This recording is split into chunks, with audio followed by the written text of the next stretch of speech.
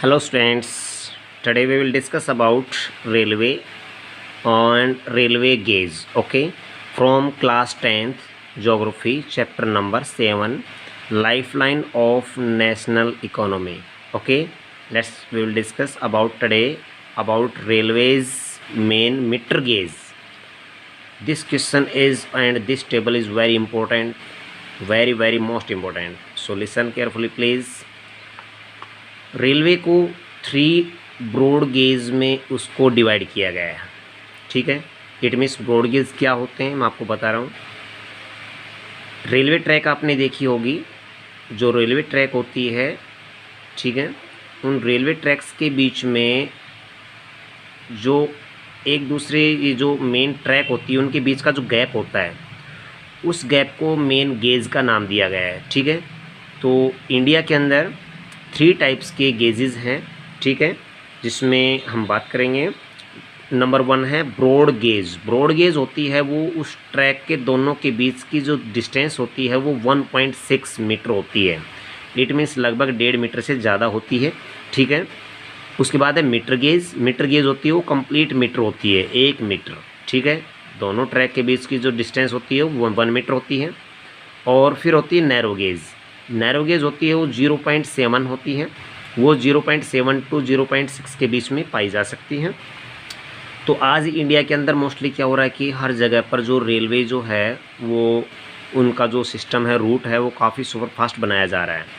और इस रूट को सुपरफास्ट बनाने के लिए इंडिया में से नैरो गेज को और मीटर गेज को पूरी तरह से ख़त्म करके उसको कंप्लीट ब्रॉड गेज बनाया जा रहा है, ताकि रेलवे सिस्टम है वो काफ़ी सुपरफास्ट एक्सप्रेस जो अपना रूट टाइम पर कंप्लीट समय पर कंप्लीट कर सके। तो इसलिए ध्यान दीजिए, ब्रॉड गेज सबसे बड़ा यानी कि ब्रॉड गेज होता है जो चौड़ाई होती है। मोस्टली इंडिया में आज ब्रॉड गेज है।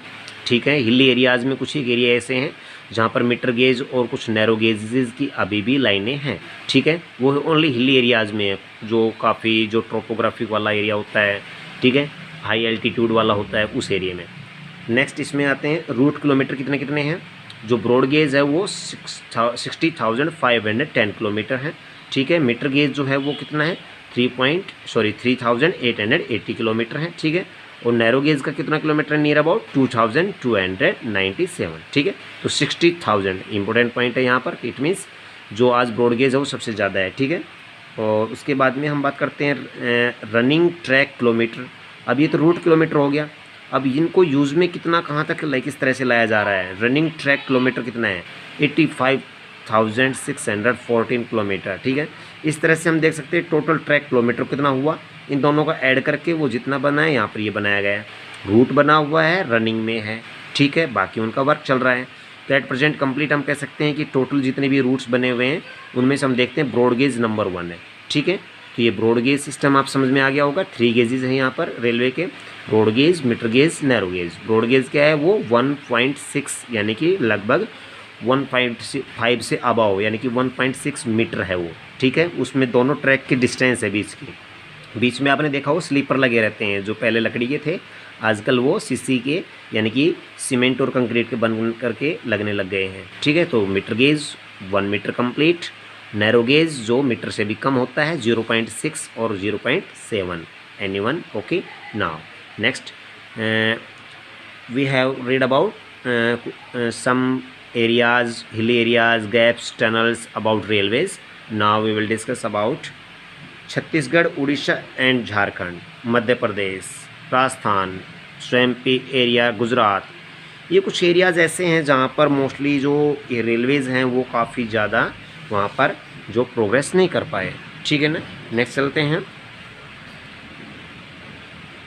The continuous stretch of the Sahyadri could be crossed only through gaps or the passes Ghats in recent times। आज तो हर जगह के एरियाज़ में जहाँ घाट्स बने हुए हैं, पासिस हैं, गैप्स हैं, यानी कि जैसे कि हम इंडिया के ईस्टर्न और वेस्टर्न कोस्टल की बात करें तो वहाँ पर घाट्स बने हुए हैं, वहाँ से भी कंप्लीट उनको क्रॉस करके उनके ऊपर से ट्रेन को निकाला गया है। The development of the Konkan railway, very most important, Konkan railway. Konkan peasant के बारे में आपने 9th क्लास में पढ़ा होगा। ठीक है। तो उसी तरह से ये जो महाराष्ट्र और गोवा का जो एरिया, कोस्टल एरिया है, गुजरात से लेकर के गोवा तक का, वो कोंकण कोस्ट एरिया होता है। उसके पास की जो जितना रेलवे पार्ट है उसकी बात बताई गई यहाँ पर। Development of the Konkan railway along the west coast has the facilitated the movement of the passengers and goods in the most important economic region of India. ठीक है, आज कोंकण रेलवे है और जो वेस्टर्न कोस्टल एरिया है, उन दोनों को आपस में कनेक्ट करने के लिए पैसेंजर और जो गुड्स सिस्टम के अकॉर्डिंग जितना भी यानी इंपॉर्टेंट इकोनॉमिक काम होता है वो इंडिया में, साउथ इंडिया में काफ़ी हो रहा है। यानी कि रेलवे की वजह से ऐसा हो रहा है। रेलवे का बहुत बड़ा कंट्रीब्यूशन है इस सिस्टम में, जो गुड्स और जो इकोनॉमिक सिस्टम के अकॉर्डिंग जो पैसेंजर्स का आना जाना डेली होता है।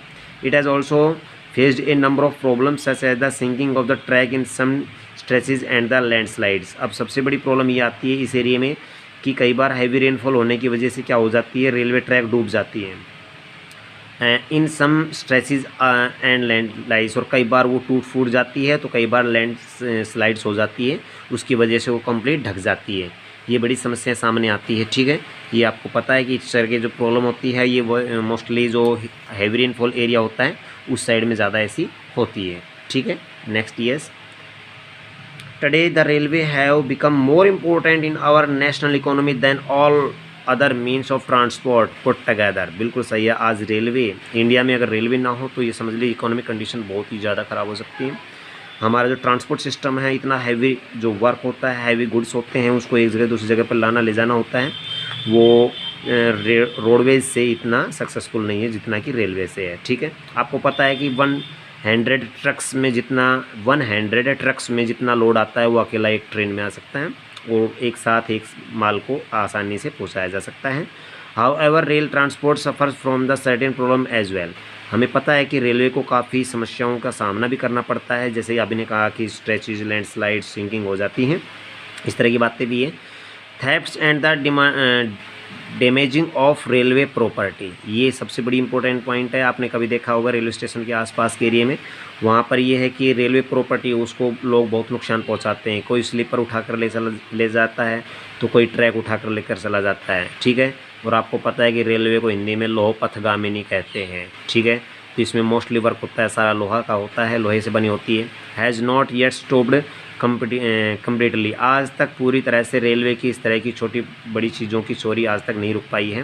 People stop the trains, pull the chain unsensely and this causes heavy damage of the railways. बिल्कुल ठीक है, और ये सबसे बड़ी समस्या है कि टाइम ख़राब होता है। कुछ लोग होते हैं टाइम विदाउट एनी स्टेशन के ही जो चेन पुलिंग कर देते हैं, और जो चेन पुलिंग करते हैं तो उसकी वजह से ट्रेन रुक जाती है, उसका प्रेशर लीक हो जाता है, वो रुक जाती है, और वहाँ पर वो लोग फिर उसको अननेसेसरी यानी कि जगह पर वो पूरी तरह से उसको यानी कि डिस्टर्ब करते हैं। थिंक और it how we can help the railway in running as per as the schedule time. आप बताइए, आपको पता होना चाहिए कि हम किस तरह से रेलवे को अच्छी तरह से उसको निर्धारित समय पर चलने के लिए उसको कैसे मदद कर सकते हैं। कई बार आपने सुना होगा रेलवे स्टेशन पर, me have you attention please, Mumbai से दिल्ली आने वाली ट्रेन नंबर ... अपने निर्धारित समय से 3 घंटा लेट है। यस, आपने सुना होगा, कभी गए हैं ना रेलवे स्टेशन पर, उसकी वजह यही है। ठीक है, या तो कहीं वेदर में चेंजमेंट आ गया, या फिर कहीं कोई और दूसरे नेचुरल डिसास्टर हो गया है, या फिर पब्लिक है, आप जानते हैं अच्छी तरह से, उसकी वजह से बड़ी प्रॉब्लम क्रिएट होती है। अब आते हैं पाइपलाइंस की तरफ। ठीक है, पाइपलाइंस हमारा है ट्रांसपोर्ट सिस्टम का, आपको पता है। लैंड पार्ट हमने पढ़ा था, लैंड पार्ट पर हमने रोडवेज और रेलवेज को पढ़ा है। ठीक है, अब हम चलते हैं पाइपलाइंस की तरफ। Okay, pipelines transport network is new arrival of the transportation map of India. ठीक है, हम आप देख सकते हैं मैप में भी देखेंगे। हमने HBJ की बात हमने कल भी बताई थी आपको। HBJ हजीरा, विजयपुर, जगदीशपुर, उसके बारे में डिस्कस करेंगे हम। एक पाइपलाइन है। In the past these were the use of the transport water to the cities and the industries. पुराने समय में पाइपलाइन का काम होता था, वो ट्रांसपोर्ट वाटर किया जाता था, सिटीज़ से लेकर के इंडस्ट्रीज़ के बीच में जो वाटर सिस्टम था उसको सप्लाई किया जाता था। Now these are use for the transporting crude oil. आज इसको क्रूड ऑयल में यूज़ किया जा रहा है, पेट्रोलियम प्रोडक्ट्स के अंदर यूज़ किया जा रहा है, नेचुरल गैस में यूज़ किया जा रहा है। ठीक है, from oil and the natural gas field to refineries, refinery तक इसको यानी कि वहाँ भेज करके इसको यूज़ में लाया जा रहा है। Fertiliser factories and big thermal power plants, big thermal power plants होते हैं वहाँ तक भी पूरी तरह से यानी कि इसको पावर प्लांट तक भी पूरी तरह से, और फर्टिलाइज़र जो फैक्ट्रीज़ होती है वहाँ तक इन पाइपलाइनों को अच्छी तरह से यूज़ में लाया जा रहा है। ठीक है, solid can also be transported through the pipeline when converted into slurry, very very most important slurry. ये जो वर्ड यूज़ हुआ है यहाँ पर, कई बार क्या होता है किसी सॉलिड चीज़ को भी पाइपलाइन से भेजा जा सकता है हाई प्रेशर से। हाई प्रेशर के साथ में जो सलरी सिस्टम होता है वो क्या होता है कि जैसे कि मान लीजिए कोई आयरन है और उसको पूरी तरह से उसको हीट करके उसको जो बनाया जाता है, जैसे कि मैं आपको बताना चाहूँ, जो लिक्विड सिस्टम के अंदर किसी चीज़ को ठोस जो होती है सॉलिड चीज़ उसको लिक्विड में बदल करके उसको पूरी तरह से पाइप से भी, पाइपलाइन द्वारा भी उसको एक जगह से दूसरी जगह पर उसको शिफ्टिंग किया जा सकता है। ठीक है, नेक्स्ट है the far inland location of refineries like Barauni. अब अगर हम बात करना चाहें तो दूर दूर के जो लोकेशन रिफाइनरीज है उनकी बरौनी है, मथुरा है, पानीपत है, and gas based fertiliser plant, जितने भी फर्टिलाइज़र प्लांट होते हैं वहाँ पर भी गैसेज इनको भेजी जाती है, जो तो उस गैस से ही फर्टिलाइज़र बनाए जाते हैं, तो वो गैस के लिए भी पाइपलाइनों को यूज़ किया जा रहा है। Could be throw of the only because the pipeline initial cost of laying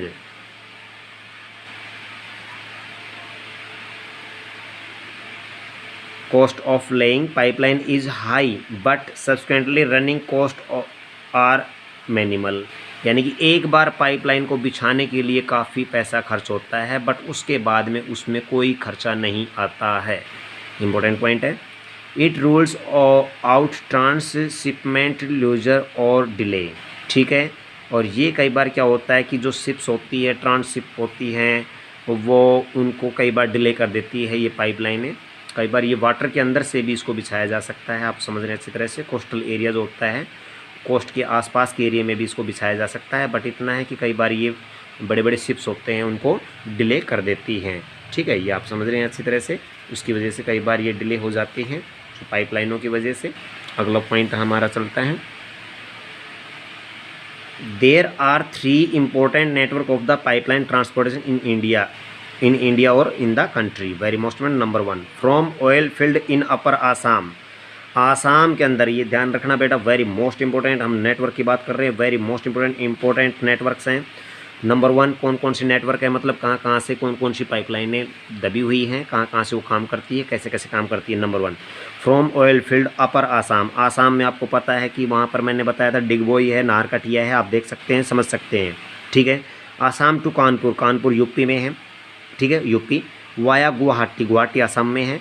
Barauni and Allahabad, यानी कि आसाम से लेकर के कानपुर यूपी तक के बीच में जो पाइपलाइन है वो पहला इम्पोर्टेंट नेटवर्क है पाइपलाइन का, ट्रांसपोर्टेशन का। ठीक है, it has branches from Barauni, इसके बीच बीच में, यानी कि पहला स्टेशन और last station, first is Assam, last is Kanpur. चाहे कानपुर को फर्स्ट कहें, आसाम को लास्ट कहें, लेकिन बेटर होगा कि आसाम फर्स्ट, क्योंकि आसाम में डिगबोई और नाहरकटिया है, वो आसाम और अरुणाचल प्रदेश के बॉर्डर पर है, तो वहाँ से स्टार्ट होकर के कानपुर तक को इसमें ऑयल सप्लाई किया जाता है। उसके बीच में गुवाहाटी है, बरौनी है और इलाहाबाद है, ये मेन यानी कि उसके बीच स्टेशन वाले हैं। It has branches from Barauni to Haldia. इसकी एक ब्रांच छोटी सी और बनाई गई है जो बरौनी से हल्दिया की तरफ जाती है, यानी कि उड़ीसा की तरफ। ठीक है, इसके बारे में अभी डिस्कस करेंगे 1 मिनट के बाद में।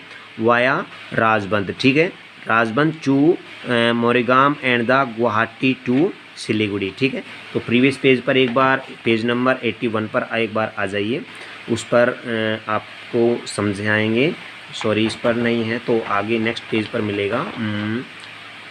रेलवे के लिए, जो पाइपलाइंस के लिए यहाँ पर रेलवेज़ और एयरपोर्ट, सी पोर्ट हैं, बट यहाँ पर शो नहीं किया गया है, बट मैं आपको बताना चाहूँगा, एक बार आप ध्यान से सुनिए, समझिए इस मैप को।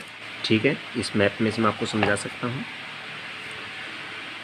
असम में यहाँ से लेकर के कंप्लीट, और ये कंप्लीट ये पाइपलाइन यहाँ से कंप्लीट कानपुर तक है। ठीक है, उसके बीच में हमने कहा था वाराणसी है। ठीक है, उसके बाद में जो डुबरी है और गुवाहाटी है, गुवाहाटी आप देख रहे हैं यहाँ पर, ये बीच के छोटे छोटे स्टेशन है। फिर इसमें से एक पाइपलाइन अलग से बनाकर इसको हल्दिया तक नीचे तक लाया गया। हल्दिया ये जगह है, देखिए आप पेंसिल से आप समझ रहे होंगे, ये हल्दिया है। ठीक है, जो उड़ीसा और वेस्ट बंगाल का जो पार्ट एरिया है वो हल्दिया है, तो इस जगह तक इसकी एक सेकंड ब्रांच भी वहाँ से निकाल कर हल्दिया तक लाई गई है। ठीक है, मेन रूट हो गया एक ये कंप्लीट, उसमें से सब रूट ये हो गया है। ठीक है, अगला पॉइंट पढ़ते हैं next. Next from Salaya, very important, ध्यान दीजिए, from Salaya in Gujarat to Jalandhar in Punjab. एक सेकंड रूट है वो सलाया, गुजरात में सलाया है और जालंधर पंजाब में है। उसके बीच में जो फर्स्ट एंड लास्ट स्टेशन हो गया सलाया और जालंधर, ठीक है। उसके बीच में वाया कौन कौन सी जगह हैं, विरामगम, मथुरा, दिल्ली एंड सोनीपत, ये मेन उसके यानी कि बीच के स्टेशन है, ठीक है। It has branches to connect Koyali near Vadodara, Vadodara में कोयली है वहाँ पर, गुजरात और चक्सू एंड अदर प्लेसेस, ये भी एक रूट है, ये पूरी तरह से जो है कंप्लीट इसको कनेक्ट करता है। तो एक बार हम डिस्कस कर लेते हैं कंप्लीट, ठीक है। यहाँ से जो जालंधर से लेकर के गुजरात के अंदर कंप्लीट यहाँ पर जो इस एरिया में यहाँ से ये कंप्लीट ये जो रूट इसका बना हुआ है इस पाइपलाइन का, ये यहाँ से, ठीक है। नेक्स्ट चलते हैं, next point, gas pipeline from Hazira in Gujarat connects Jagdishpur in Uttar Pradesh via Vijaypur in Madhya Pradesh. HVJ मैंने पहले भी आपको बताया था, इसको हम HVJ कहें या HBJ, ठीक है। इसको HBJ भी कह सकते हैं, HVJ भी कह सकते हैं। Hazira Vijaipur Jagdishpur, Hazira in Gujarat, Vijaipur in Madhya Pradesh and Jagdishpur in Gujarat UP, okay. तो ध्यान रखना, इसलिए HBJ पाइपलाइन इसको दिया गया है, सबसे मोस्ट इंपॉर्टेंट पाइपलाइन है ये। नेक्स्ट, और गैस पाइपलाइन है, इस बात का ध्यान रखना। It has branches to Kota in Rajasthan, Rajasthan में कोटा की तरफ भी इसकी एक ब्रांच गई हुई है, उसमें से एक अलग से सेपरेट पाइपलाइन दबाकर उसको लगाया गया है। शाहजहानपुर, ठीक है, ये यूपी में शाहजहाँपुर है, वहाँ पर भी उसको ये पाइपलाइन को ले जाया गया है। Babrala and other places in Uttar Pradesh, ठीक है। उत्तर प्रदेश में शाहजहाँपुर, बबराला और अदर और भी प्लेसेस एरिया है जहाँ पर इसको गैस पाइपलाइन को वहाँ पर ले जाया गया है, ठीक है। Next topic, waterways. अब हम वाटरवेज से स्टार्ट कर लेते हैं। जल मार्ग, since the ancient period India was one of the seafaring countries, seafaring countries, ठीक है। आप समझ रहे हैं कि अच्छी तरह से जो समुद्री जो एरिया है काफ़ी टच है, इंडिया की 3 साइड में वाटर बॉडी है। It seamen sailed far and near thus the carrying the spreading Indian commerce in the culture, हमारे भारत की जो वाणिज्य और जो सांस्कृतिक जो पार्ट एरिया है काफ़ी यानी कि वाटर पार्ट के साथ काफ़ी जुड़ा हुआ है। Waterways are the cheapest mean of transport, very most important, cheapest means of transport is waterways, okay. सबसे सस्ता है ये, इसमें ज़्यादा मेंटेन करने की जरूरत नहीं पड़ती है, इसमें मेटल नहीं बनाए पड़ते हैं। They are most suitable for carrying heavy and the bulky goods, हल्के और भारी सामान को ले जाने के लिए बहुत ही ईजी है। It is fuel efficient in the environment friendly mode of the transport, और इसमें जो है ये इको फ्रेंडली सिस्टम के अकॉर्डिंग है, क्योंकि इसमें जब रनिंग करते हैं शिप्स तो ज़्यादा एनवायरमेंट में पोल्यूशन नहीं होता है, ठीक है। न नॉइज़ पोल्यूशन होता है, नहीं ज़्यादा जो एयर पोल्यूशन होता है। India has inland navigation waterways, India है वो पूरी तरह से 3 साइड से वाटरवेज में अच्छी तरह से अपने नेविगेशन, मतलब होता है कि नो रूट के साथ, नो यानी कि नेवी होती है जिसको हम कह सकते हैं। 14,500 किलोमीटर इन द लेंथ, जिसको हम कह सकते हैं 14,500 किलोमीटर के रूप में पूरी तरह से ये अच्छी तरह से नेविगेशन के साथ जुड़ा हुआ है, यानी कि नौगम्यता, जिसमें नौकाओं को चलाया जा सकता है और शिप चलाए जा सकते हैं। Out of these only 5,685 kilometre are the navigable by the mechanised vessels, ठीक है। अब यहाँ पर बात कर रहे हैं कि किस तरह से कौन कौन से 5,685 किलोमीटर जो एरिया है उसमें जो मशीनों वाली जो नौकाएं होती है वो उसमें चलती हैं, ठीक है। अब जो जिसमें मशीनें लगी रहती है, ठीक है, इंजन लगे रहते हैं, वो चलते हैं।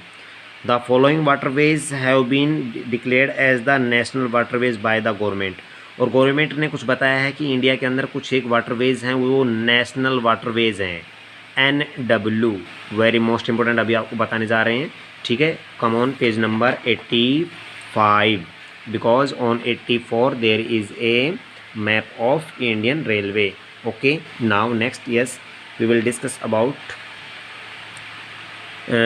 Figure number 7.5, inland waterways widely used in the north eastern states. आपको पता है कि वाटरवेज हमने पढ़ा था, उसमें आपको पता था कि इनलैंड और सीज रूट हमने 2 पार्ट उसके पढ़े थे, ठीक है। तो एक बार पढ़ लेते हैं इसको फटाफट से। The Ganga river between Allahabad and Haldia 1620 kilometre, national waterway number 1, very very very most important question बेटा। National waterway number 1 is situated between Allahabad and Haldia, ठीक है, गंगा रिवर पर है, गंगा नदी में। इलाहाबाद आपको पता है यूपी के सेंटर में है, हल्दिया है वो वेस्ट बंगाल और उड़ीसा के बॉर्डर पर है।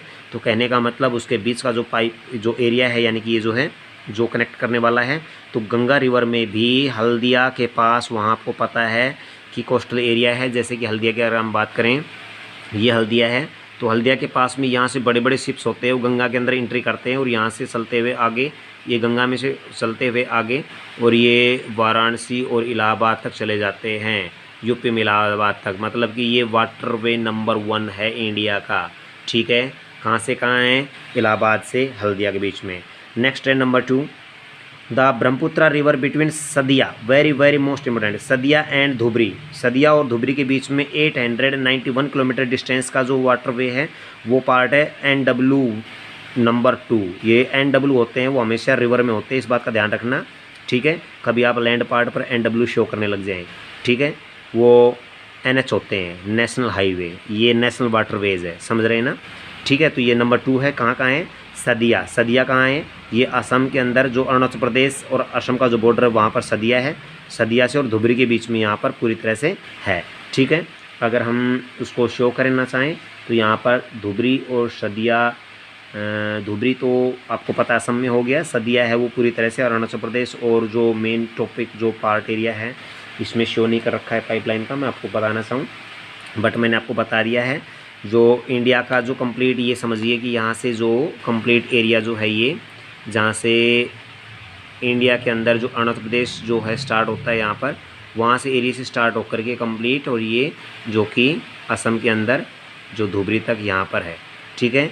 तो सदिया से धुबरी के बीच में ये पार्ट एरिया है, ठीक है। नेक्स्ट है the west coast canal of Kerala Kottapuram Kollam, ठीक है, ये केरल के अंदर है, वहाँ पर नंबर 3 वाटरवे नंबर 3 जो उद्योग मंडल एंड द चंपकारा, ठीक है, चंपकारा और उद्योग मंडल के बीच में है, 205 किलोमीटर वाला है। Specified stretches of the Godavari and the Krishna river along with the Kakinada Pondicherry stretch of the canals 1778 kilometre. ये नेशनल वाटरवे नंबर 4 है, जो कि पूरी तरह से कृष्णा और गोदावरी रिवर के बीच का जो पार्ट एरिया है, जो कि काकिनाडा, ये काकिनाडा पुडुचेरी जो है उसके बीच की जो कैनल्स पार्ट एरिया है उसके बीच में है ये, जो कि 1078 किलोमीटर लेंथ वाला है। Number last 5, specified the stretches of the river Brahmani along with the Matai river delta channel of the Mahanadi and Brahmani river in east coast canal. अब आपको बताना चाहूँगा मैं कि जो महानदी रिवर है उसकी कुछ ट्रिब्यूटरीज रिवर हैं, ट्रिब्यूटरीज जो जिसमें माताई रिवर है, ठीक है, और ब्राह्मणी रिवर है, ठीक है। और ब्राह्मणी रिवर के ईस्ट साइड का जो कोस्टल एरिया है वहाँ से एक नहर निकलती है, और उस कैनल में नहर में से वहाँ से 588 किलोमीटर लंबी जो एरिया है वो नेशनल वाटरवे नंबर 5 के नाम से जाना जाता है। There are some other inland waterways in which the sustainable transportation takes place. These are the Mandovi, Zuari, Cumberjua, Sundarbans, Barak and backwaters of Kerala. ये कुछ एक और भी एरिया ऐसे हैं जहाँ पर कुछ शिप्स को चलाया जाता है, ये माइनर है वो मेजर है, ठीक है। Apart from these in India's trade with the foreign countries is carried about the fourth of the collected on the cost. 95% of the country's trade volume, 68% the term of the volume moved by the seas। कहने का मतलब 95% जो है आज India का export import होता है वो मोस्टली कहाँ से होता है? वाटरवेज से। ओके, नेक्स्ट टॉपिक होगा आपका major sea ports. We will discuss in next 4th video. Okay, bye bye.